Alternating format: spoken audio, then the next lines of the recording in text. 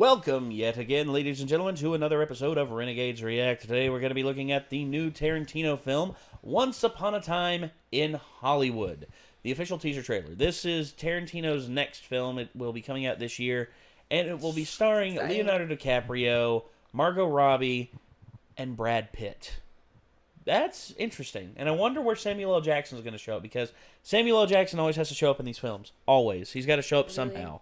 Is that like a trademark of Tarantino? Well, yeah, because Tarantino loves using Sam Jackson. In Pulp Fiction, right? Yep. But ever since Pulp Fiction and ever since he dropped his first motherfucker on screen, it's always been a staple to have Samuel L. Jackson in one of his films. Say what one more goddamn time.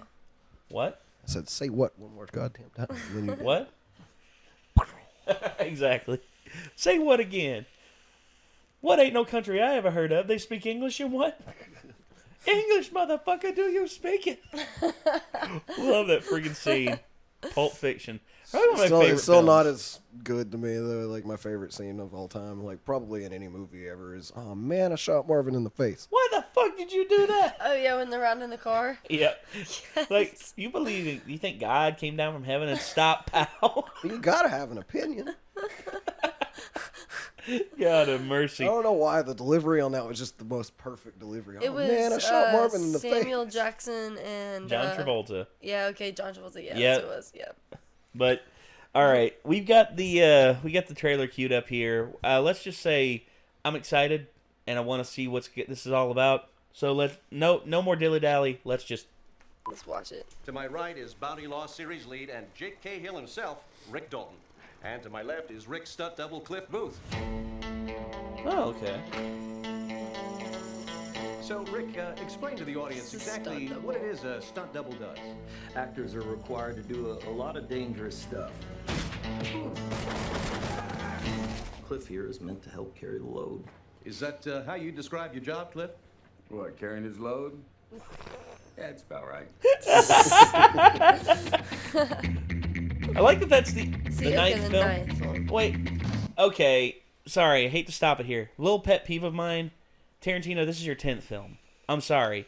Kill Bill Volume 1 and 2 are not the same film. They're separate films. That's my only pet peeve. Sorry. I don't really care. I don't either. It's just it annoys They're me. two separate things. They Yeah. really are. And he's just like, but they're the same film. It's like, If he wants to not give himself credit for one more movie than he's actually made, let him. I don't Fuck it. care. Let's just move on. He's amazing anyway. Oh, he is. I love Tarantino. One of my favorite directors. I just love that the actors that they chose to. Like, it was great. Oh, yeah. My hands are registered as lethal weapons. Bruce Lee? Is that who that is? I was wondering. I go to jail. I don't think it is though. Anybody accidentally kills anybody in a fight, they go to jail. It's called manslaughter. Is it Bruce Lee? Yeah, it's I knew that Bruce Lee was supposed to appear in this as a character. Oh, I didn't know that's so funny. I did not know who that was. I didn't know that the actor that got to play him looks awesome.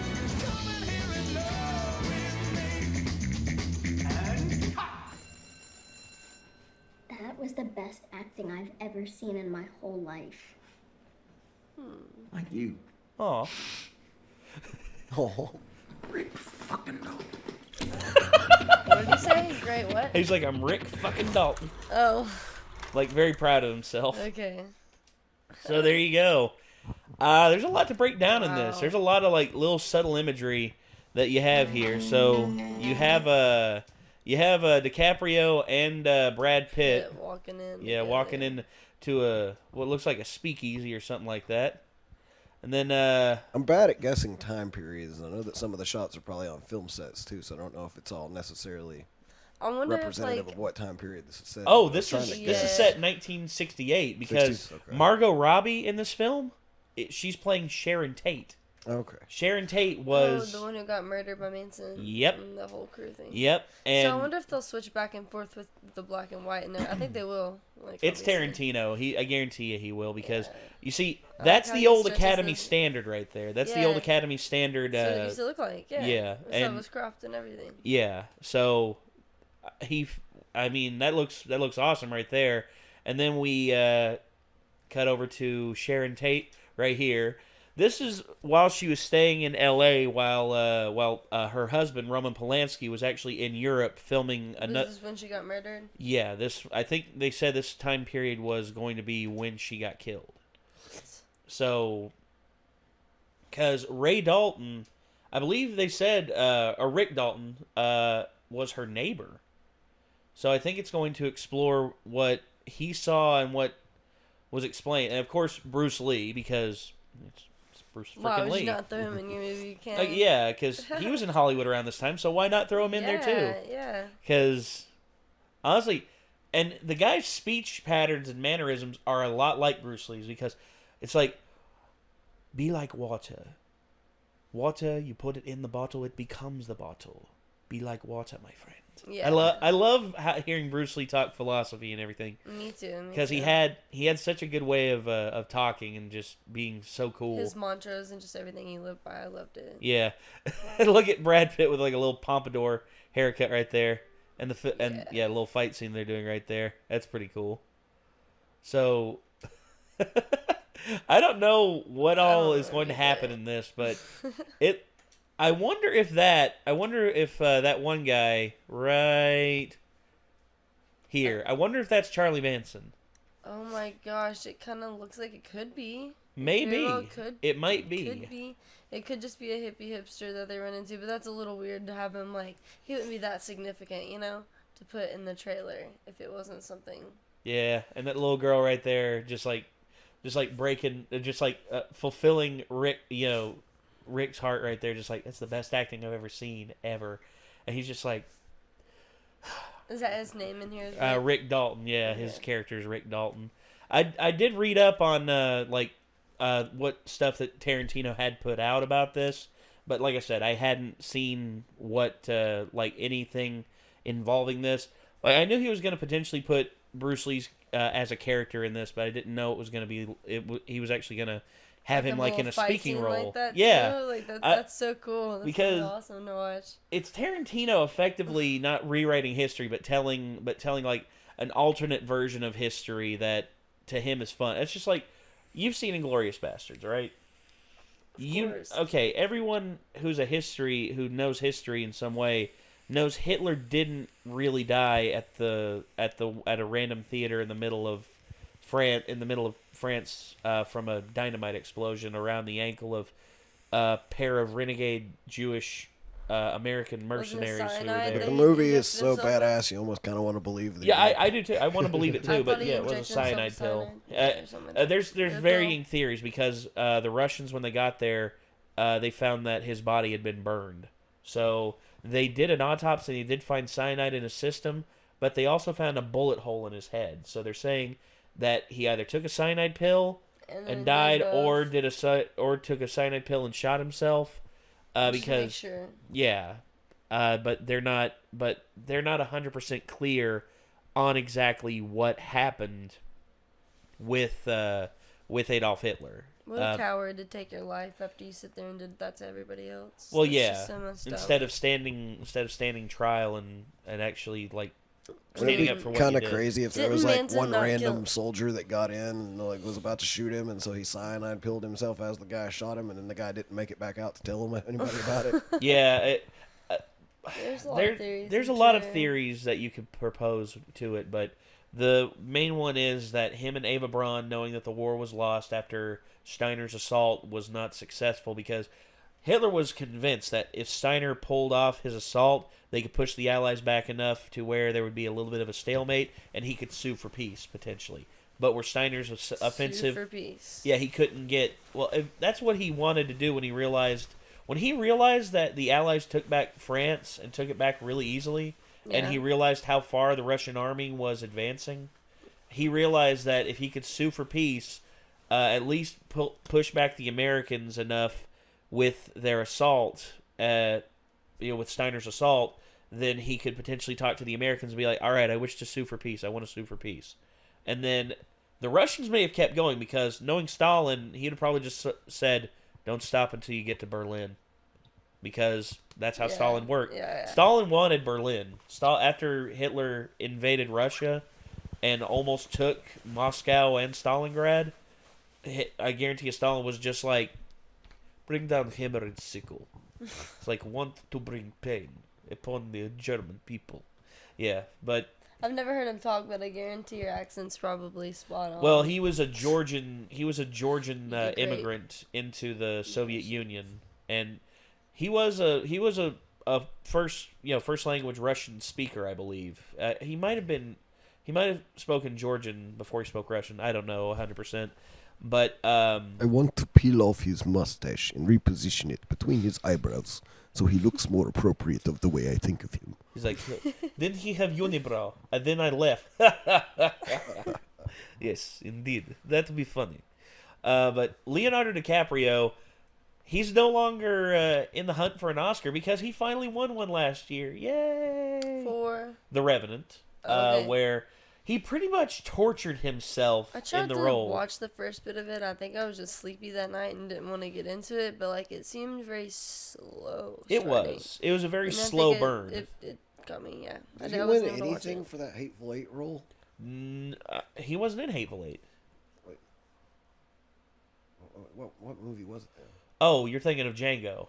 Django Unchained. Yeah, Django. That Django role. Oh, Calvin Candy. He got Yeah. nominated for I think a Golden Globe, but I don't think he even got an Oscar It nomination. was just so impressive to me that he accidentally shattered that glass and cut his hand all up and just Yeah, that scene. kept fucking He going. actually did it? Yeah, Yeah. like he wasn't supposed to break that What? glass. He did that by accident, and his hand was actually bleeding. And when he rubbed the blood on that girl, that was actually his blood, and that's why she was so like.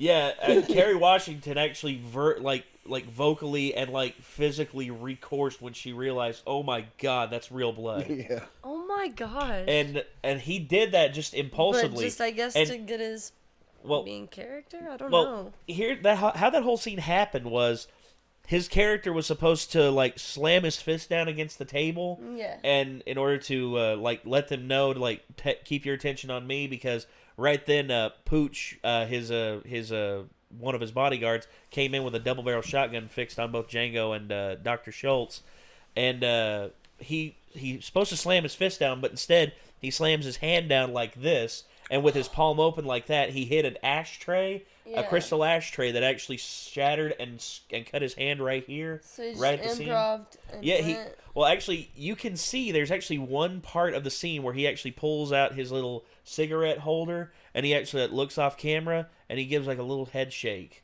and they actually show that in the take. That's him looking at Tarantino off camera because Tarantino saw the blood and was about to stop the scene, and Leo looks up man, and like, just "Don't goes, stop." just goes. And he puts out his cigarette, and you see they could take that as a cue Yeah. to they could actually see that in the movie, and they decided, hey, we can make that him like looking at Pooch, his bodyguard, and saying, "Don't shoot," like shaking his head, "Don't shoot." Yeah. And people believe that, but DiCaprio confirmed it in an interview that his head shake that he gave in that was to tell Tarantino, "Don't stop." And after that scene, after he rubbed the blood on Kerry Washington's face and everything, like thunderous applause was heard on the set when they saw how well he did that. And Kerry Washington was while visibly recourse and like a little bit like freaked out by it. I mean, yeah. Leo somebody went up else's and blood. apologized. He was just like, "I am so sorry. I didn't know what else to do. I was just in the character." And she's like, "I understand. It's just if you're gonna pull stuff like that, let us sister know." Yeah. Let us just know. Oh my gosh. I really want to go watch that scene because that's crazy that he ended up improvising like that and that happened. Yeah, it's beautiful. It was beautiful to watch. And honestly, when actors do stuff like that, That's what really just makes it so I just think real. it's ridiculous that he doesn't get like any kind of like But I was gonna. recognition, like award wise, for that. well, That's the funny. There should well, at least be like But, a bonus, like holy shit award Well, that they can where give I out, work in like, film, I know, you're awards. technically not supposed to have any blood or anything like that on set. They can, whenever I was working with Dave Bautista down in Atlanta, the actor. Yeah, I was working with him, and he fell, like I said, over my shoe, and scraped up his knee, and we had to stop production for 4 hours just because the blood. And everything. It Yeah. was just a tiny scrape on his knee. So that's just crazy, but I guess it's the director's choice at that point. Yeah. So, Well, Tarantino is a yeah. good director. He's made some of the best films of the last 25 years, no doubt in my mind. But there's one thing that happened in his last film, The Hateful Eight, that actually got him in a lot of trouble. In one of the scenes, Rachel, I forget her last name. I forget her name now. But the woman who was being taken to her execution, she was playing on this acoustic guitar, and the guitar that she was playing in that scene was actually from the Fender Guitar Museum. It was an actual guitar from that era that Tarantino requested to have for authenticity purposes. And they willfully lent stuff out to film productions all the time. Too. Yeah, it's Quentin Tarantino. Did he do something bad to the guitar? They messed it up. Huh? So Kurt, he didn't tell. Okay, number one, he did not tell Kurt Russell that the guitar that she was holding was the real one, and he told him, "What your character in this scene grabs a guitar and smashes it against the thing against all protests." Jeez. And he didn't tell Kurt Russell that was the real one. And the woman who was sitting there playing the guitar, her reaction, like the oh. That real reaction was the one they used in the film, and she actually was looking off camera at Quentin, and Quentin was actually sitting there behind the camera smiling, just like this devilish smile on his face, because he knew what he was doing. He knew such it. A dick thing to do, though. But so did they have a fake one? Like they did. One? They had a fake one, but Tarantino didn't switch it out. Wow. He refused. He was just like he did that on purpose. Yes, he did. And that guitar museum from then on out said we will never lend out guitars to other film productions ever again. Oh, because so he of that one incident. For everybody. Yes, he did. All it takes is one. That's all it does. I mean, one person messes up and everyone else has to suffer for it. That's my only real gripe I have against Quentin Tarantino. That and his number scheme. Yeah. Shout out V8 Juice. They're the best. He's one of my favorite directors. I didn't know that, though. I'm just like, he's still one of my favorite directors, but like, what the fuck, bro? Yeah. Why'd you do that? Yeah, actually, hold on. Let's see. Hateful Eight. There we are. Hateful Eight guitar scene. Damn it. Oh, wow, it pops up Damn that it. fast. I hate that. Must be a big thing. I hate when it does that. There we go. Yeah. This is it right here. Like, she's sitting here playing the guitar like normal. She's actually tuning it up. And she plays it. She's supposed to play this for the entire scene. And then Kurt Russell. On the big... Yeah, he's standing there. I'll go big screen on it. And anyway, this happens. Let me That is the unmute real it. one, huh? Wow. Yeah, right here. Give me that guitar. And watch her reaction. Music time. Here, let me actually put this on screen so people can see this. Yeah. Time's over.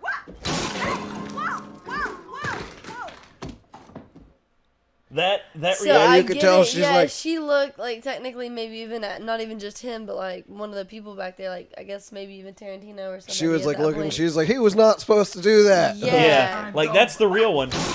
But she. Right there. But she held that it together.